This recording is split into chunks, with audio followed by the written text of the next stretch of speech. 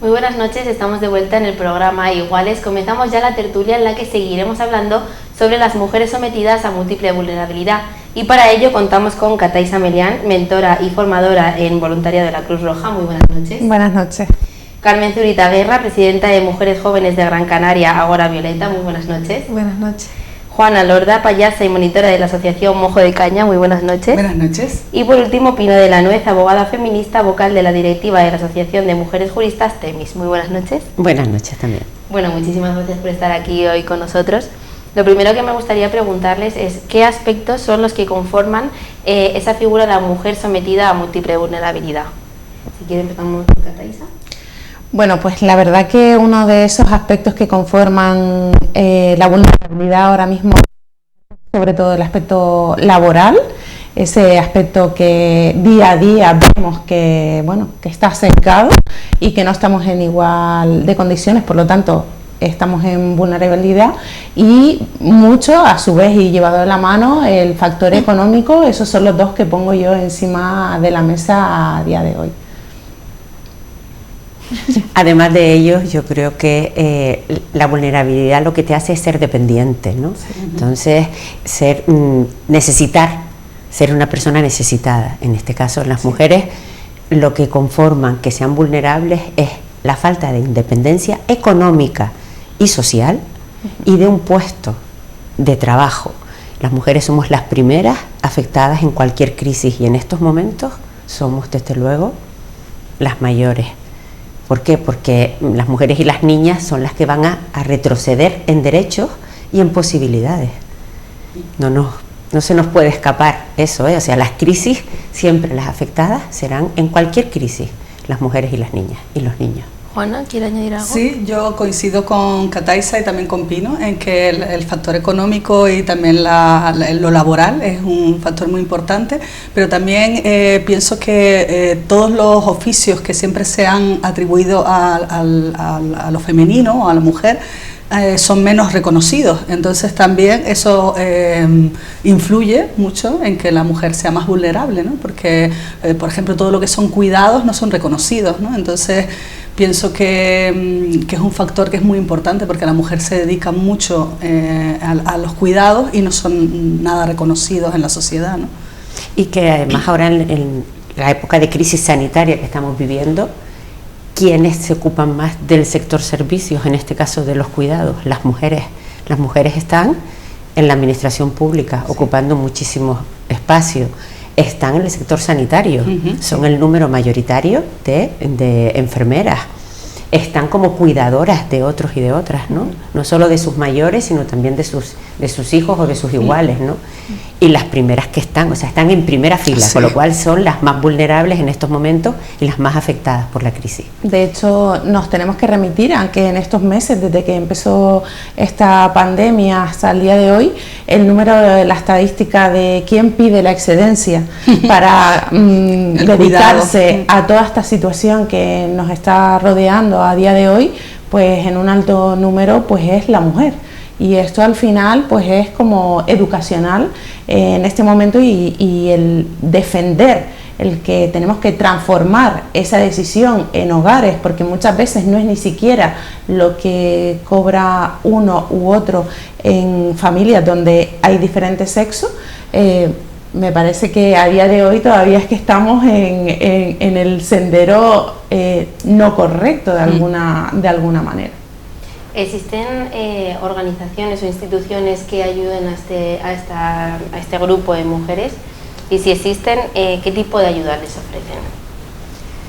Bueno, dependiendo de la necesidad que se tenga, efectivamente entendamos que existen recursos económicos ya sean a nivel local, la administración más cercana siempre es la administración local, el ayuntamiento. Una puede ir a una concejalía, preguntar, asesorarse, y ahí siempre quienes están trabajando en los servicios sociales son quienes más a pie de calle saben quién es la persona que necesita, en este caso, ¿no? Ese número tan elevado de monomarentalidad que existe en este momento, ¿no? O sea, no hay tantas familias monoparentales, sino monomarentales, ¿no? O sea, eso también es otro indicador. Las administraciones, he nombrado la local, pero también me voy a la otra local que es, en nuestra geografía, es la insular, que es el cabildo, ¿no? Nos vamos a la comunidad autónoma, que también se dota también hace dotación de ayudas y de recursos en los distintos ámbitos, y nos vendrán por recursos europeos, porque nos pueden venir por fondos también comunitarios, porque para eso formamos parte de un Estado supranacional, y no solamente del Estado español, ¿no? O sea, creo que existen diferentes, ahora han habido muchísimos cambios. Está la renta mínima de inserción, la renta activa, ¿no? La RAI, que la perciben muchísimas mujeres con las condiciones que sean. Si eres víctima de violencia de género, pues tienes otro tipo de ayuda. Existe el fondo de garantía de pensiones para los impagos de pensiones de alimentos también.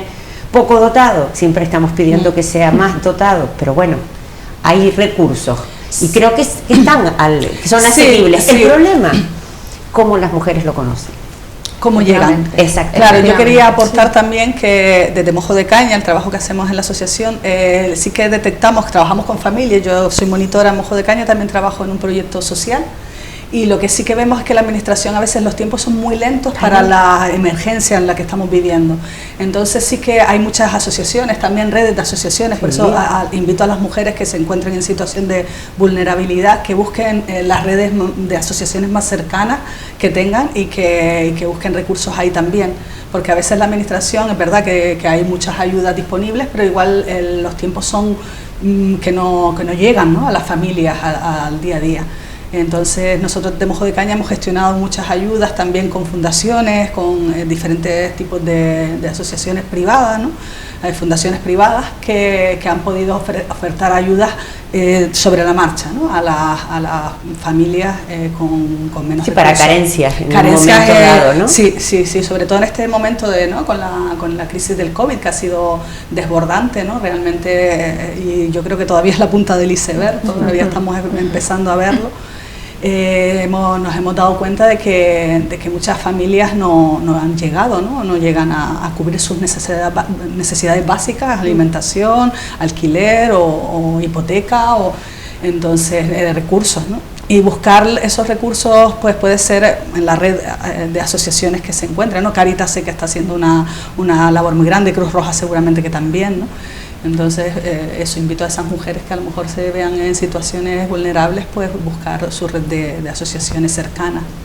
Cataiza, ¿quiere añadir algo? Sí, me gustaría pues añadir que muchas veces es esto lo que están diciendo mis compañeras, la no información o los tiempos hacen que las mujeres se queden atrás en este momento.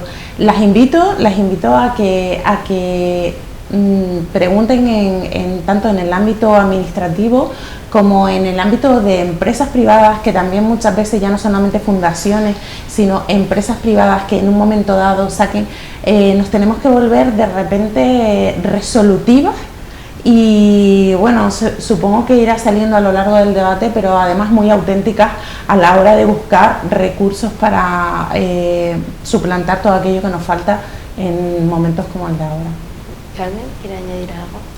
No, yo simplemente quiero decir que sí es cierto, como dice nuestra compañera, que las instituciones, a pesar de ofertar diversos recursos, estos son muy lentos, y me parece increíble que esta labor la tengan que hacer asociaciones como puede ser Cruz Roja o incluso la de nuestra compañera, cuando esto debería encargarse una institución que en sí que se le da el dinero y los recursos para ello. Que es su obligación, en definitiva, ¿no? Es la obligación de la administración. Pero el problema está en que esa sería la seguridad o la carencia alimentaria, porque al final las mujeres son las que forman parte del sector primario y son las que han sido las verdaderas protagonistas también en este momento COVID. Es que nos han dado de comer. Sí. Vamos a ver, es que no nos olvidemos, han estado plantando, han estado con sus explotaciones, Y después todo el problema que es que no son las titulares de esas explotaciones, que es que al final se ven ellas y el acceso o poder conectar, o sea, la falta de conectividad para mí es importantísima, porque a veces se habla de ayudas, pero para una misma cita médica, una mujer que se encuentre en el interior de la isla no puede acceder de la misma forma que una mujer que se encuentre en una urbe. O sea, llámese una ciudad de la población que sea, ¿no? O sea, no se tiene, ahora todo es online, todo es cita previa, pero claro, todo el mundo no tiene acceso. Claro. Nos olvidamos de que a veces esa falta de conectividad, las mujeres son muy perjudicadas en esos aspectos. Claro. Me ha encantado el apunte que ha hecho mi compañera, porque me viene a la mente la palabra reinvención. Desde el momento COVID, la palabra reinvención parece que está unida a la mano de una mujer. La reinvención, y lo digo de buena fe porque me dedico a ello, no veo género masculino reinventándose, tanto como a lo mejor grupos de mujeres que están pues pensando de qué manera pueden hacerlo mejor para tener un ingreso y no caer de la misma manera que estamos cayendo hacia la vulnerabilidad, ¿no? Hacia sentirse que no tienes nada, que tienes las manos abiertas hacia el cielo a ver qué es lo que viene. Me ha encantado porque me ha venido a la mente la palabra reinventarnos, y siempre parece que la palabra reinvención está de la mano del género femenino más que del masculino. Así que gracias por ponerlo encima de la mesa. Bueno, antes han mencionado que uno de los aspectos que les proporcionan esta vulnerabilidad es el económico, el laboral. ¿Qué obstáculos se encuentran estas mujeres cuando quizás quieren dejar de estar sometidas a esta vulnerabilidad? Pues lo primero pues es si tienen hijos, pues ¿dónde? ¿Cómo? ¿Cuándo? ¿Y qué?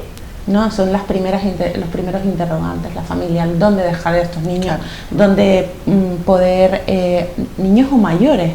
Porque yo a diario veo que la mujer que no tiene un niño, la gran mayoría tiene un mayor. Entonces es dónde dejar esta parte familiar, esta carga familiar que tenemos muchas, para poder dar ese paso. A veces pues las soluciones son cargarte todavía más, estableciendo horarios sobre ese mínimo tiempo libre que puedas tener. O sea, yo pongo encima de la mesa lo primero la carga familiar, el aspecto de la carga familiar. Aparte de esto, el reparto de tareas, que tampoco claro, es equitativo. Claro. O sea, la mujer se pega 8 horas trabajando fuera de casa y otras 8 horas dentro de casa, porque el reparto no es equitativo en parejas heterosexuales, claramente. Y se ven trabajando el doble y a lo mejor no pudiendo llegar a tiempo a todo. Porque el patriarcado en sí, la cultura patriarcal nos enseña que somos nosotras las cuidadoras, como dice ella, y aparte también las que tenemos que atender la casa, atender a todas las personas que viven en ella y demás. Es esa falta de políticas de conciliación, ¿no? En Sí, definitiva, totalmente. lo que estamos demandando desde hace tanto tiempo es esa gran asignatura pendiente. Sí. No solamente queremos salarios iguales, reconocimiento igualitario, sino también queremos, por favor, que es que yo creo que ya no es que sea, es que es necesario ese permiso de paternidad igualado al de maternidad para que ellos tengan que ocuparse también de esas tareas, porque no son ni menos ni más padres, ni menos ni más hombres. Sí.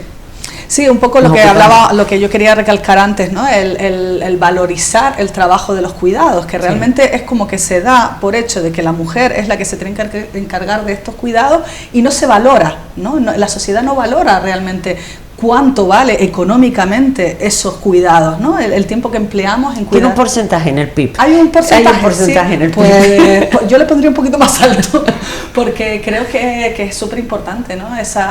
Como decía, ¿no? Esa carga que asume la mujer por ser mujer, de cuidar a sus hijos, de cuidar a los mayores, de dedicar el doble jornada también, como decía un poco Carmen, ¿no? Yo creo que hay que darle valor a eso, valor económico también, ¿no? Pero muchos obstáculos. Ay, perdona. Nada, que aparte de valor también se debería educar en igualdad y desde los centros educativos para que el reparto lo entiendan tanto niños como niñas como algo que debe ser independientemente del género que tú tengas, para que crear personas que en un futuro sean válidas solo por ellas mismas y además que tengan una buena conciliación a la hora de buscar un trabajo para su futuro. Precisamente les iba a preguntar porque han mencionado como principal quizás obstáculo el ámbito familiar, porque todavía en mucha mentalidad de la sociedad piensan que la mujer es quien debe quedarse con los hijos, quien debe cuidar de los hijos, del hogar. ¿Cómo cambiamos esta mentalidad en la sociedad? Pues como decíamos, desde la educación. O sea, creo que debe estar instalado este chip, porque al final es como un microchip que tenemos que instalar a nivel educativo. Y a nivel educativo, no solamente en el ámbito educacional de 8 de la mañana a 3 de la tarde, que es cuando el niño va al colegio, sino en el de cualquier actividad que haga extraescolar y en el de cualquier actividad que tenga, o sea, donde el niño o la persona joven esté relacionada educacionalmente. O sea, creo que es una mentalidad colectiva. Claro, lo que hay que cambiar. Yo aporto ahí que yo creo que iría más allá, porque la educación no se termina solo en la infancia y la juventud. Yo creo que nosotras también desde nuestra edad adulta también podemos reconstruirnos, ¿no? Claro. Entonces creo que la educación también tiene que ir dirigida a las personas adultas, ¿no? Sí. Entonces pues educar también a la sociedad, a toda la sociedad en su conjunto, en que todas estas tareas no las tenemos que asumir las mujeres por ser mujeres, sino que tiene que ser repartida de forma equitativa, ¿no? Sí, una herramienta es la educación, desde luego. Otra herramienta es dotar de recursos, ¿no? De dotar de trabajo, porque eso es lo que te va a dar la independencia y hacerte salir de ese agujero y de esos sectores, porque a veces te ves con condicionantes, como puede ser, no es lo mismo una mujer migrante que una mujer que no lo sea, una mujer que pertenezca a una raza especial, ¿vale? Una mujer mayor, porque las mayores también nos olvidamos de ellas, pero son las mujeres mayores, desde luego benditas ellas y que tenemos lo que tenemos por ellas, ¿no? Y nos olvidamos de que son y han sido las más perjudicadas también ahora. Volvamos al COVID, porque a la COVID es que estamos en ella viviendo, sí. Y nuestras mayores están sufriendo. En estos momentos son muchas las mantenedoras de unidades familiares. Es que, entonces creo que no solamente va con el tema educacional, o sea, va con el tema de sensibilización, va con el tema de estar presentes, de visibilizar a las mujeres. Yo creo que aquí hoy estamos distintas profesiones, estamos distintas edades y cada una donde estemos tenemos que seguir haciendo y hacerles ver a ellos que son necesarios que estén también, porque esto no es un tema nuestro solo. Por supuesto. Es muy importante esto que acabas de decir, porque el género masculino es muy necesario para que esto esté en esta senda de esta manera que nosotras demandamos. No es que estén aparte, sino que estén ayudando a tenemos que caminar juntos. O sea, el caminar juntos creo que es vital. La transformación de la mentalidad a nivel de la educación y de la sensibilización de la situación actual creo que es vital, que estemos todos apoyándonos en esto, porque entre antes lo comprendamos todos, antes empezaremos a tener acciones para que resulte lo que demandamos. Es vital, vamos, a mí me parece. No, y con la juventud, que la juventud trabaje, que esté presente. Yo creo que sí, también hay que hacer mucha incidencia política y tiene que ser desde varios aspectos y estoy de acuerdo con que las mujeres mayores también sufren en gran parte esta vulnerabilidad, pero ahora nos encontramos con que también las mujeres jóvenes la sufrimos, porque ahora es cuando tendríamos nosotros que salir al mercado laboral y nos hemos encontrado con una gran crisis que ya era bastante con la pasada y ahora se nos la suma a esta pandemia. Entonces nos encontramos con mayor paro, difícil acceso al trabajo y nos encontramos con que aún así, aunque seamos nosotras las que más egresamos en universidades, se nos limita el acceso a un puesto de trabajo. Entonces hay que hacer mucha incidencia política, educar en igualdad, como decía la compañera, que no solo el reparto de tareas, sino también tener referentes femeninos a la hora de la educación, porque la realidad es que todos son masculinos y muchas niñas no se ven identificadas o visibles a la hora de estudiarla y se nos olvida, porque nos hemos olvidado de muchísimas mujeres en la historia. Y entonces, no han estado. Sí. Es que han desaparecido y ahora empiezan a aparecer en los libros de texto mujeres investigadoras, mujeres estudiosas, en todas las disciplinas y mujeres sabias y sobre todo en la cultura, ¿no? pero es que la realidad, por ejemplo, yo no terminé hace mucho mis estudios, bueno, bachillerato sí, pero de todas las escritoras que hay, solo estudié una, frente a 9 hombres, que fue Rosalía de Castro, y es la única que se estudia, y es igual para todos, no se ve más allá de ello. Sí. Y entonces a mí me parece importante tener referentes femeninos, y fuera de lo que es ya siempre los mismos, sino educar más bien en diversidad, diferentes referentes, ya sea de edad, de raza, de género o demás. Precisamente volviendo a la pregunta de los obstáculos, han mencionado el ámbito familiar, ahora Carmen ha mencionado que se le limita en el trabajo. ¿Existen algún otro tipo de obstáculos para estas mujeres? Yo entiendo que las discapacidades también. O sea, las mujeres discapaces siempre han sufrido, pero en estos momentos están sufriendo más, ¿eh? O sea, pensemos una persona con discapacidad que sea sordomuda. En estos momentos, vamos a imaginarnos solamente con la mascarilla. Ahora estamos nosotras aquí, que somos unas privilegiadas, que nos estamos viendo la cara entera, pero lo normal del día a día es que no nos veamos, que estemos tapadísimas. Entonces, esa falta de conexión, esa falta de poder comunicarse, ¿no? Sí. Totalmente, creo que... La ceguera, igual. Efectivamente. En cualquier cajero tú tienes una pantalla táctil, o sea, no pueden. O sea, son muchísimas las discapacidades las que son obstáculos, ¿eh? Creo que siempre hay pues estos grupos que son menos visibles. Creo que también un factor importante es darle visibilidad a todos los grupos que son más pequeños, más reducidos, aunque el discapacitado es un grupo grande al que no le damos la importancia muchas veces que se merece. Y esto para mí es importantísimo, darle visibilidad a todos los núcleos pequeños, que todos son tan importantes como en donde haya muchos, porque cada persona de manera unitaria pues tiene la misma importancia frente al resto, y esto es vital. Antes la compañera decía algo, o sea, la brecha digital ahora no es lo mismo una persona que vive en un entorno rural que el que vive en una urbe, o sea, por lo tanto ya no tiene la misma oportunidad. ¿Se solucionan esos problemas? Pues no lo sabemos, porque no se da visibilidad acerca de cómo está esto, y hay muchas mujeres que están haciendo para que se les tenga en cuenta, y al final tienen que ser las que se trasladan para poder conseguir algo, y si no se trasladan pues siguen en el mismo camino, y al final pues seguimos teniendo el mismo problema.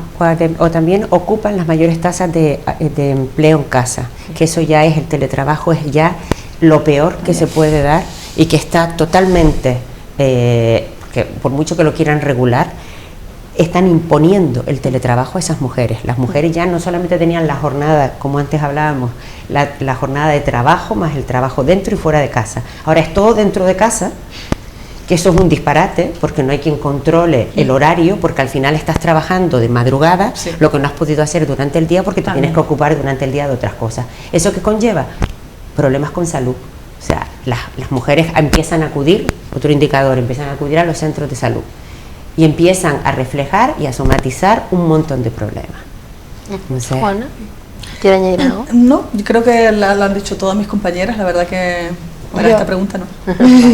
Yo sí, como comenta, también el teletrabajo lo que impide es la relación con otras personas. Entonces, ya no solo es exclusión en lo laboral, sino también en lo social, porque quieras o no, en tu puesto de trabajo tú socializas con las demás personas.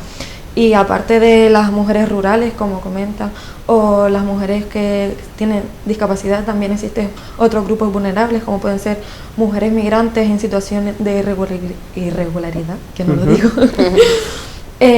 También mujeres que han vivido la trata o han ejercido la prostitución. Mujeres que son ex reclusas, todos esos grupos minoritarios sufren en mayor parte la vulnerabilidad, y hay que trabajar bastante con esas personas. ¿Qué medidas o acciones creen que hacen falta para ayudar a estas mujeres? Pues bueno, me repito, visibilización de todos esos grupos, lo primero, ponerlos encima de la mesa. Y para mí, y darle hueco al resto de las compañeras, oportunidades, o sea, tener encima de la mesa planes de oportunidades para todos esos grupos que están en exclusión social, sobre todo, y creer en ello, creer en que hay muchas mujeres que vienen de otros ámbitos donde el sufrimiento estaba instalado en sus vidas y que ahora mismo pues hay un plan de oportunidades, como le digo yo, a veces es un plan de oportunidad para todos esos grupos que son un poco más reducidos. Carmen. Yo vuelvo, a mí me parece muy importante la educación. La educación, tanto a nivel de centro ya, no sé, centro, la primaria, los institutos, como ya en el ámbito, como decía la compañera, adultos, y de construirnos para volver a construirnos en igualdad. Y Pino. Yo creo que también políticas de reestructuración social diferentes, políticas en las cuales las mujeres pues tengan, o sea, no sufran esa brecha salarial ni esa brecha ocupacional que están sufriendo, porque en épocas de crisis los hombres son los que pierden trabajo, las mujeres obtienen trabajo, pero ¿qué tipos de trabajo? Precario, ¿no? Precarios, a tiempo parcial, mal pagados y en un sector que a lo mejor no es el que ellas quieren, porque están formadísimas, porque el sector femenino está muy formado. El problema, lo que decías, las mujeres ocupamos en mayor número las universidades, pero las alternativas y salidas profesionales con posterioridad son diferentes. O sea, no nos olvidemos que es que no somos un grupo minoritario, las mujeres somos más de la mitad de la población, con lo cual es como algo que nos tenemos que meter en vena ya. Entendamos que no nos deben nada, nos merecemos todo, creo. Y que, ¿no? que esta incidencia política también venga por parte de las mujeres, porque la realidad es que ahora mismo las políticas la mayoritariamente las hacen hombres. Y entonces es importante también el lugar de la mujer dentro de la política. Pero políticas feministas.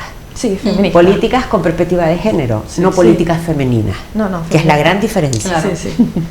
Sí, yo también ahí yo apunto también redes de apoyo, ¿no? De apoyo de información también, como decían, porque muchas veces por falta de información no sabemos dónde buscar, ¿no? Los recursos, el apoyo para poder, y pienso que es importante, ¿no? Tejer esas redes y que la mujer sepa dónde buscar, ¿no? Cuando está en situación de vulnerabilidad, dónde buscar ese apoyo, ¿no?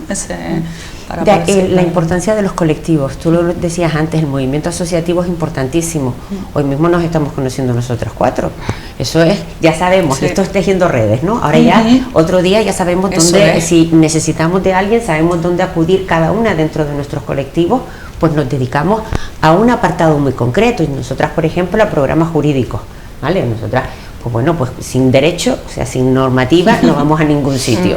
Si no nos nombran y no nos reconocen, no existimos. Supuesto. Entonces, todas nos tenemos que ayudar, cada una en el espacio en el que estemos, ¿no?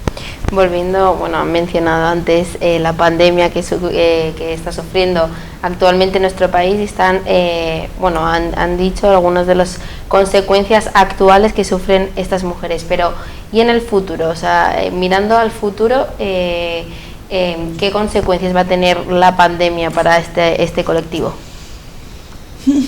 Juana. Yo suspiro, ¿no? Porque digo, el futuro. La verdad que yo soy una persona que muy optimista e intento pensar en positivo, pero la verdad que no lo veo nada claro, ¿no? El futuro de la mujer después de la pandemia o durante el próximo año o 2 años que nos quede, no sé de lo que nos quedará de este tiempo, ¿no?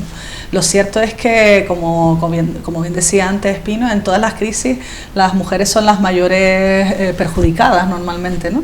Por extra de trabajo, por trabajo precario, por muchísimas situaciones. Entonces no veo yo una luz al final del túnel en este caso todavía, no sé, mis compañeras. Bueno, dicen que nos quedan 60 años, ¿no? Por último, para 60 conseguir años. la igualdad de oportunidades. Bueno, pues. Y para conseguir estar en igualdad, bueno, me parece asombroso. Yo 60 no, creo que ninguna lo veremos, los 60. No. Pero bueno, la verdad, no quiero esperar tanto. O sea, me niego. Yo personalmente me rebelo y me niego. Entonces, creo que hay que hacer y potenciar el que esto cambie más rápido. Pues el sí. que cambie más rápido, Pues sí. ¿por qué no? No podemos. A mí una cosa que se me ocurre ahora diciendo esto, ¿no? Con el tema de la pandemia creo que ha eclipsado otras muchísimas cosas, ¿no? Ahora solamente existe la pandemia, ¿no? Entonces creo que también tenemos que no olvidarnos de toda esta reivindicación que venimos a hacer también en este programa Iguales, ¿no? Que es la igualdad, ¿no? Oye, gente, no nos olvidemos de que, vale, sí estamos en pandemia, pero las mujeres somos las mayores perjudicadas, vamos a apoyarnos, ¿no? Vamos a buscar leyes que nos amparen y leyes feministas, ¿no? Que hagan la igualdad real, ¿no? Que lleven a la igualdad real, ¿no? Bueno, y para terminar les quería pedir una breve conclusión en la que, bueno, pueden destacar lo que crean que sea más importante de lo que hemos hablado, mencionar algo que a lo mejor no nos ha dado tiempo. Empezamos por Katais. Pues a colación de lo que han dicho mis compañeras ahora de último, a mí me gustaría pues que aprovechando, vamos a hablar de aprovechar esta pandemia por fin, ¿no? Que el colectivo femenino sea capaz de refortalecerse en ideales a través de esta situación, ya que nos ha tocado vivir esto. Pues a mí siempre me gusta cambiar el enfoque de vulnerabilidad como debilidad, llevarlo a vulnerabilidad como fortaleza. Total. Y aprovechar esto para refortalecernos en condición de pensamiento y de energía para poder, a pesar de estar en las circunstancias que estamos, llevarnos a lo que realmente queremos, que es estar en igual de condiciones. Carmen. Pues como conclusión es que poco se puede sacar más de lo que hemos dicho. Básicamente sí, es seguir apostando dentro del movimiento asociativo por no acabar con esta lucha que seguirá estando con la pandemia, tras ella y muchos años más, hasta conseguir una igualdad real. Y ser una igualdad interseccional, es decir, tocar todos los ámbitos o todas las mujeres que existimos, no solo desde nuestro eurocentrismo blanco y ya está, sino luchar porque esa igualdad llegue a todas las mujeres, de todas las clases, razas, etnias, género y demás. Juana. Pues un poco como decía ella también y como hablábamos antes, pienso que es importante la educación y como decía, que llegue a todos los sectores y también desde todas las edades, ¿no? Quiero recalcar eso, para mí es importante que la educación no se quede solo en los colegios y en los institutos, sino que pase a todos los estratos y todas las edades y que siempre reconstruirnos para generar una sociedad igualitaria. Pino. Yo sacaría casi 3 conclusiones, o sea, me has pedido una, pero te voy a dar 3. A ver, la fortaleza, cierto, yo creo que las mujeres siempre somos fuertes y apechugamos con lo que nos pongan, o sea, no hay nada más que ver a las mujeres en cualquier parte del mundo. Hemos tenido la suerte de nacer aquí, pero hay quienes han nacido en otros continentes y ellas siempre hacia adelante y luchando por los suyos y por las suyas, sin diferenciar. Creo que después me iría a la parte de la igualdad como eje transversal, que es necesario en todos los ámbitos. Las mujeres tenemos que hablar en todo, en urbanismo, en economía, en servicios sociales, en todo, en derecho, en todo. Todo nos implica a las mujeres porque somos parte de esta sociedad. Y después yo ya me quedaría con tejiendo redes, o sea, creo que hoy hemos tejido una pequeñita, aquí tenemos un macramé pequeño, pero creo que conocernos, saber quiénes estamos, dónde estamos y que estamos aquí en esta isla o en esta comunidad autónoma, pero que tenemos una trascendencia enorme, porque todas al final tenemos conectividad con otros, ¿no? Con otras mujeres de otros sitios, ¿no? Y creo que así es como lo podemos ir haciendo, apoyándonos nosotras a nosotras mismas también, ¿eh? Pues ojalá este programa sirva para seguir tejiendo redes, para que las mujeres conozcan esas asociaciones, esas ayudas que tienen a su disposición, así que muchísimas gracias de nuevo por estar aquí, gracias por toda la información. A ustedes. Y muchísimas gracias a ustedes por estar una noche más con nosotros. Les esperamos el próximo lunes a las 9 aquí, en el programa Iguales.